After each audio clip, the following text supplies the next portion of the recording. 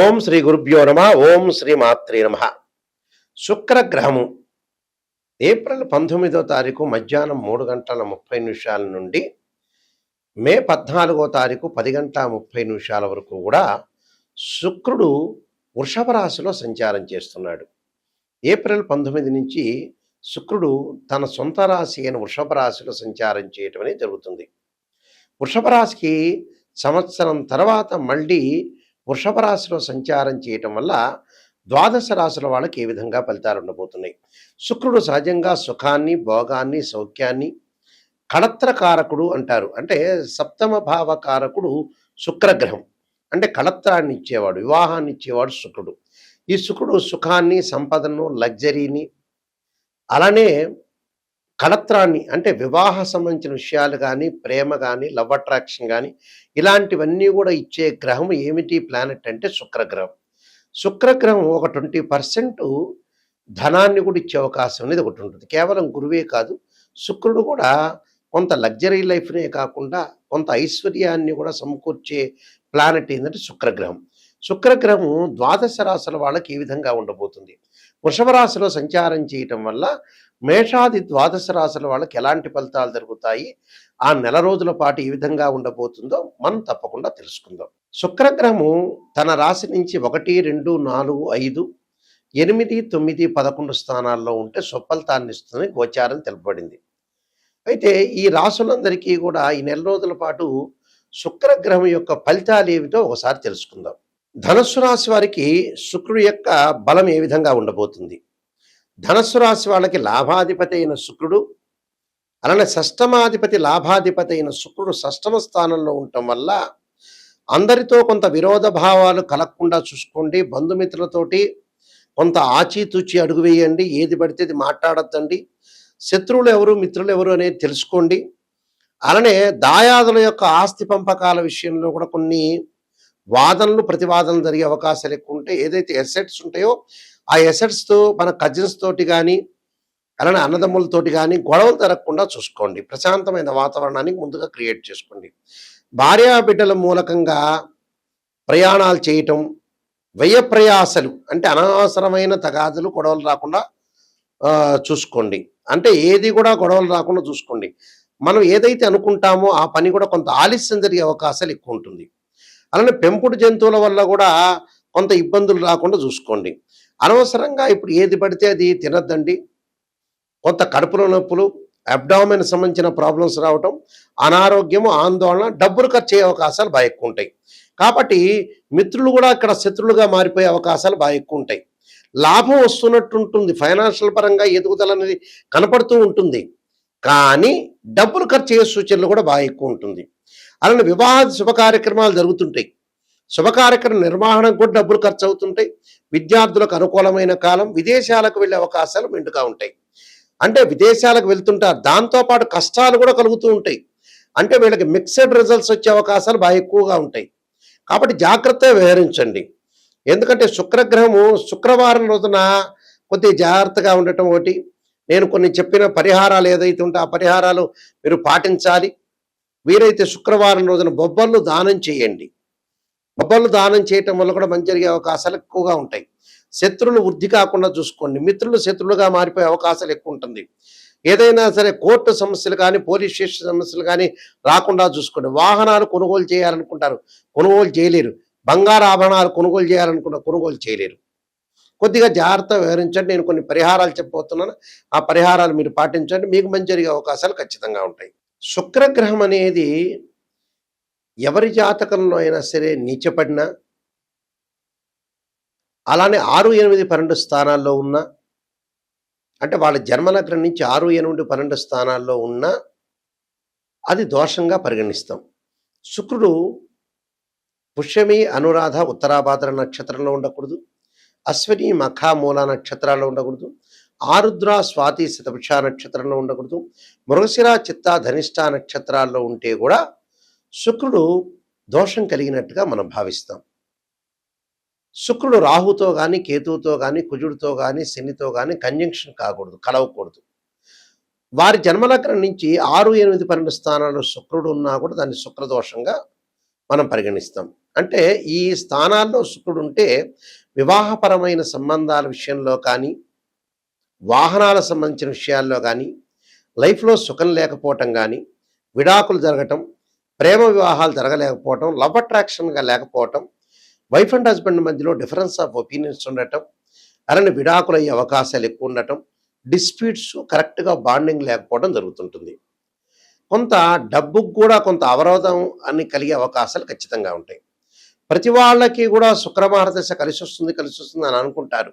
ప్రతి జన్మలగ్నానికి కూడా శుక్రమహారదశ అనేది కలిసి రాదు.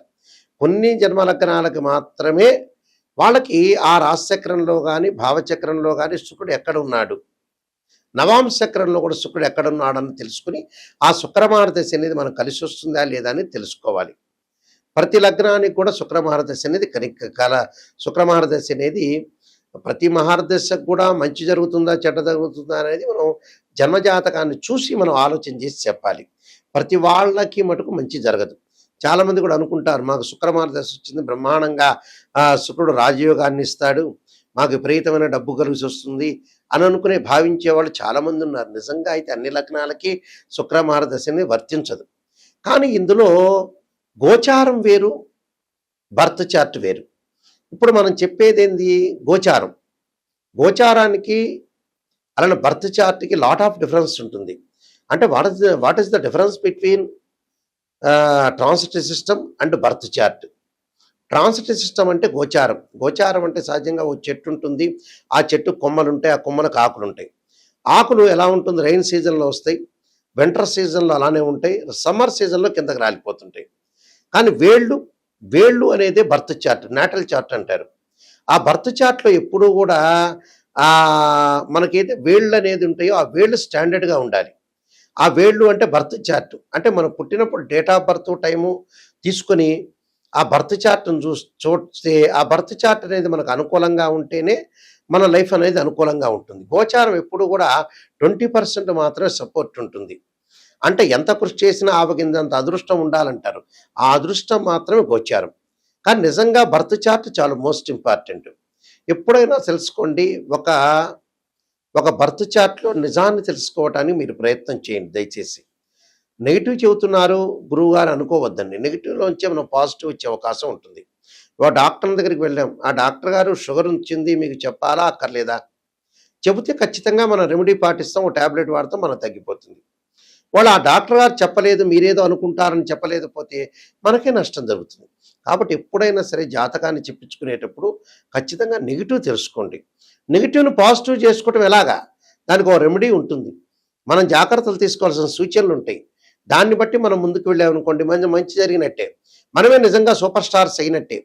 నెగెటివ్‌లోంచి ఎప్పుడైతే పాజిటివ్ చేసుకుంటారో వాళ్ళు నంబర్ 1 స్థాయికి వెళ్ళే అవకాశాలు ఖచ్చితంగా ఉంటాయి.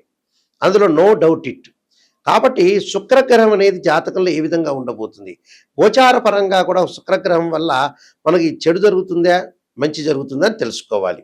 ఎందుకంటే ఈ శుక్రగ్రహానికి కొన్ని పరిహారాలు కూడా ఉన్నాయి.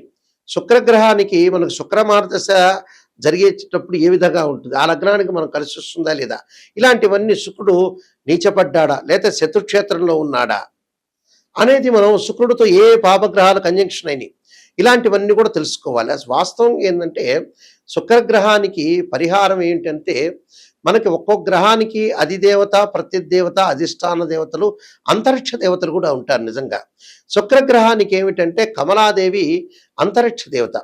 అంటే కమలాదేవి యొక్క స్తోత్ర పాలనం చేస్తే శుక్రదోషం అనేది తొలగిపోతున్న శాస్త్రం. శుక్రుడికి ఇంద్రాణి అధిదేవత, అలానే ఇంద్రుడు ప్రత్యదేవతలు అవుతారు. అధిష్టాన దేవత అమ్మవారు అంటే శ్రీ మహాలక్ష్మి రాజరాజేశ్వరి. అయితే శుక్రగ్రహము సహజంగా ఈ శుక్రగ్రహ దోషానికి ఇలాంటి పరిహారాలు చేసుకోవాలి. వీలైతే భృగుపాస్పదాస రుద్రాభిషేకం అని, అలానే భృగుపాస్పదాస హోమం అని, వివాహం కాని స్త్రీ పురుషులు ఎవరైతే ఉంటారో వాళ్ళు ఖచ్చితంగా భృగుపాస్పదాస్త్ర రుద్రాభిషేకాన్ని హోమాన్ని చేసుకోవాలి. అలానే వివాహం కాని స్త్రీ పురుషులు ఎవరైతే ఉంటారో అమ్మాయిలు వరపాశుపతాస్త్ర రుద్రాభిషేకం, అఘోర గౌరీ పాశుపతాస్త్ర రుద్రాభిషేకం, అబ్బాయిలు కన్యాపాశుపతాస్త్ర రుద్రాభిషేకం చేసుకోవాలి. సహజంగా శుక్రుడు నీచబడిన వాడు కానీ, శుక్రకుజులు కలిసిన వాళ్ళు కానీ, శుక్రరాహువులు కానీ, శుక్రశనులు కానీ, శుక్రకేతువులు కానీ కలవకూడదు. సహజంగా ఏంటంటే ఈ శుక్రుడు వల్ల కొన్ని కొన్ని వ్యాపార పరంగా కొన్ని ఇబ్బందులు కలుగుతూ ఉంటుంటాయి. అలాంటి ఇబ్బందులు కలిగే వాళ్ళు కొంత జాగ్రత్తగా ఉండాలి. అంటే ఏ ఏ రంగాల్లో కొంతమందికి ఇబ్బంది కలిగే అవకాశాలు ఎక్కువగా ఉంటాయి. అంటే కాస్మెటిక్స్ కానీ, గోల్డ్ షాప్ వాళ్ళు కానీ, అలానే బట్టల షాప్ వాళ్ళకి కానీ, అలానే హోటల్స్ కానీ, రెస్టారెంట్స్ కానీ, ఇలాంటి వాళ్ళు కొంత జాగ్రత్తగా ఉండాలి.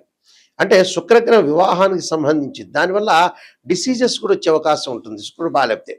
హెర్నియా అని, హైడ్రోసిల్ అని, అలానే ఏదైతే హార్మోన్స్ సంబంధించిన బ్యాలెన్స్ కానీ, నరాల బలహీనతను కానీ, అలానే ఫెలోషియన్ ట్యూబుల్లో అండాశయంలో కొన్ని మార్పులు కానీ, స్త్రీలకి కొంత సంతాన సమస్యలు కానీ, ఋతు సంబంధమైన దోషాలు కానీ బాధపడే వాళ్ళందరూ కూడా కమలాదేవిని ఆరాధన చేయమంటారు. వైవాహిక జీవితంలో ఉండే సమస్యలు కానీ, దారిద్ర్యం తొలగిపోవటానికి కానీ, భార్యాభర్తల యొక్క బంధం కానీ, భిన్నమైన అభిప్రాయాలు లేకుండా ఉండటానికి అమ్మవారి యొక్క ఆరాధన చేయండి అంటారు. అలానే ఇక్కడ శుక్రగ్రహం వల్ల కొన్ని ఫోటోగ్రఫీ కానీ, యూట్యూబ్ కానీ, సినిమా యాక్టర్స్ కానీ, ఎంబ్రాయిడరీ కానీ, స్త్రీలకు సంబంధించిన వస్తువులు కానీ, ఫ్యాన్సీ షాపులు కానీ, ఫర్నిచర్ షాప్ వాళ్ళు కానీ, అలంకరణ వస్తువులు కానీ, సుగంధ ద్రవ్యాలు కానీ, సంగీత కళాకారులు కానీ, కవులు కానీ, నృత్యము కానీ, దుస్తులు కానీ, అలానే పూలు ఫ్లవర్స్ అమ్మేవాళ్ళు కానీ, కుట్టు మిషన్లు వాళ్ళు కానీ, నగల వ్యాపారులు కానీ, అలానే న్యాయవాదులు కానీ, అలానే వీళ్ళందరూ కూడా ప్రింటింగ్ ప్రెస్లు కానీ, అలానే పబ్లికేషన్స్ కానీ, కళాకారులు కానీ, సినిమా యాక్టర్స్ కానీ, వీళ్ళందరికీ కూడా ఏంటంటే మొదలగైన వృత్తుల వాళ్ళందరికీ కూడా శుక్రుడి యొక్క బలం ఉండాలని శాస్త్రం చెప్పబడుతుంది. శుక్రుడు ఎలా ఉండబోతున్నాడో మనం తెలుసుకోవాలి. ఆ గోచారీత్యా అనుకూలంగా ఉండాలి, బర్త్ చార్ట్ ప్రకారంగా కూడా అనుకూలంగా ఉండాలి.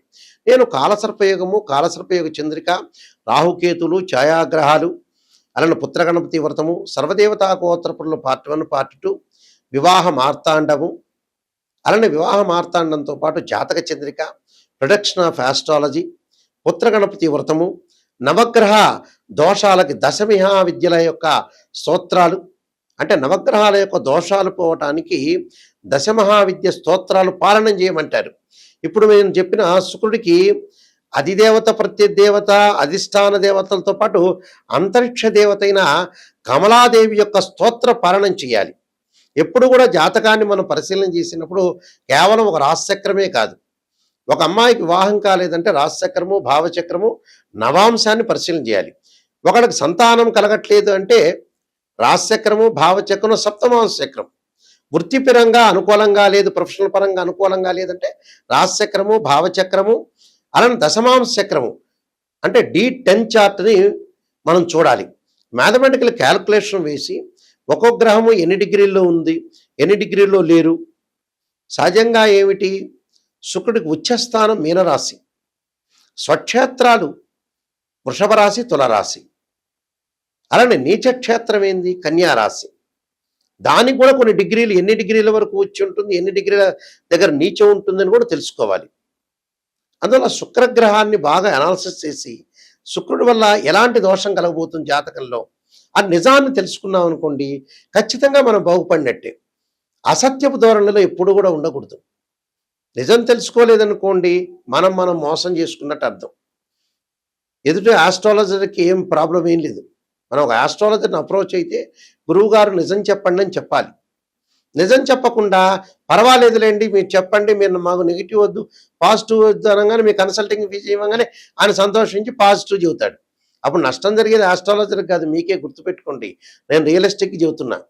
నిజాన్ని ఎవరైనా సరే నిజం తెలుసుకోండి, దాని పరిహారాలు పాటించండి, బాగుపడే అవకాశం ఖచ్చితంగా ఉంటుంది.